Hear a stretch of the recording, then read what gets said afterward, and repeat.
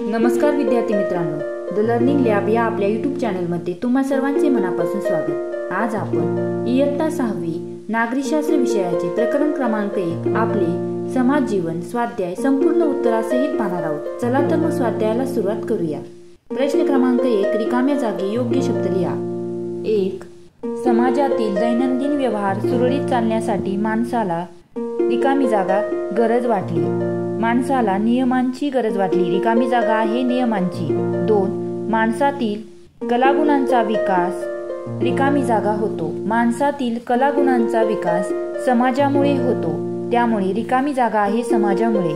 3. आपल्या काही भावनिक आणि रिकामी जागा गरजाही असतात। आपल्या काही भावनिक आणि मानसिक गरजाही असतात।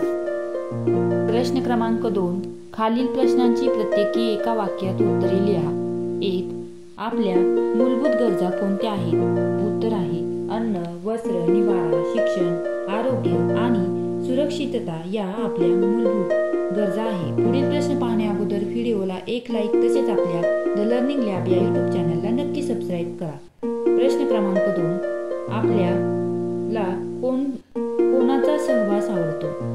आपल्याला कुटुंबातील लोक, आपले नातेवाईक आणि आपले मित्रमैत्रिणी यांचा सहवास आपल्याला आवडतो। 3. समाजामुळे आपल्याला कोणती संधी मिळते? उत्तर, समाजामुळे आपल्याला आपले विचार मांडण्याची, आपल्या कलागुणांचा विकास करण्याची व आपल्या भावना व्यक्त करण्याची संधी मिळते। पुढील प्रश्न पाहण्या अगोदर चॅनलला सबस्क्राईब करायला विसरू नका। प्रश्न क्रमांक 3, तुम्हाला काय वाटते? 1. समाज कसा तयार होतो? उत्तर, स्त्री, पुरुष, प्रौढ, वृद्ध, लहान मुली मिळून समाज तयार होतो। आपले कुटुंबे, विविध गट, संस्था, संघटना या सर्वांनी समाज बनलेला असतो। परंतु माणसाच्या झुंडी किंवा गर्दी म्हणजे समाज नव्हे। लोकांमधील परस्पर संबंध, व्यवहार व त्यांच्यातील देवाणघेवाण यांचा समावेश समाजात होतो। समान उद्दिष्टे साधण्यासाठी जेव्हा लोक एकत्र येतात व तेव्हा त्यांचा समाज तयार होतो। पुढील प्रश्न पाहण्या अगोदर व्हिडिओला एक लाईक करायला विसरू नका। 2. समाजात कायमस्वरूपी व्यवस्था का निर्माण करावी लागते? उत्तर, समाजाचे अस्तित्व व्यवस्थेशिवाय अशक्य असते। अन्न, वस्त्र, निवारा, सुरक्षितता यांच्यासारख्या गरजा भागवण्यासाठी समाजाला एखादी कायमस्वरूपी व्यवस्था निर्माण करावी लागते, कारण या व्यवस्थेशिवाय समाजाचे दैनंदिन व्यवहार होऊ शकत नाहीत। 3. माणसाचे समाज जीवन अधिक संघटित व स्थिर कशामुळे होते? उत्तर आहे समूहात राहिल्याने सुरक्षितता मिळते। त्याची जाणीव झाल्यावर माणूस संघटितपणे राहू लागला।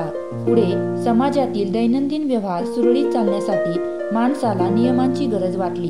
त्यातूनच रूढी, परंपरा, नीतिमूल्य, नियम आणि कायदे निर्माण झाले। त्यामुळे माणसाचे समाज जीवन अधिक संघटित व स्थिर झाले।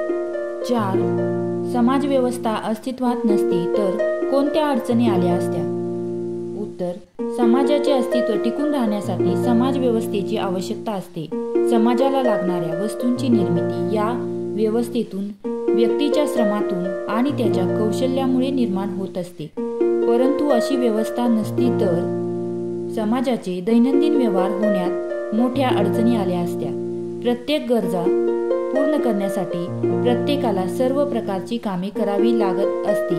शेती, व्यवसाय, शिक्षण, मनोरंजन इत्यादी व्यवस्थांच्या अभावी आपल्या गरजा पूर्ण झाल्या नसत्या, त्यामुळे आपला विकास झाला नसता। अशा पद्धतीने समाज व्यवस्था अस्तित्वात नसती तर यांसारख्या अडचणी आपल्याला आल्या असत्या। प्रश्न क्रमांक 4, पुढील प्रसंगी काय कराल?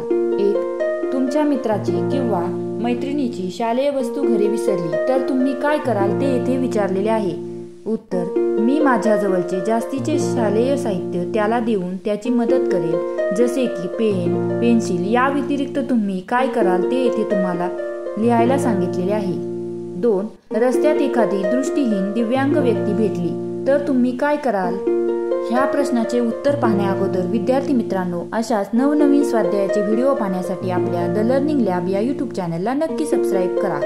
उत्तर, अशा व्यक्तीस मी रस्ता ओलांडण्यास मदत करेल, त्याच्या जवळील जड सामान स्वतःकडे घेईल, त्याला आवश्यक असणारी माहिती देईल, शक्य झाल्यास त्याला जिथे जायचे असेल तिथे पोहोचवेल. अशा स्थितीने आपला स्वाध्याय इथेच संपला. धन्यवाद.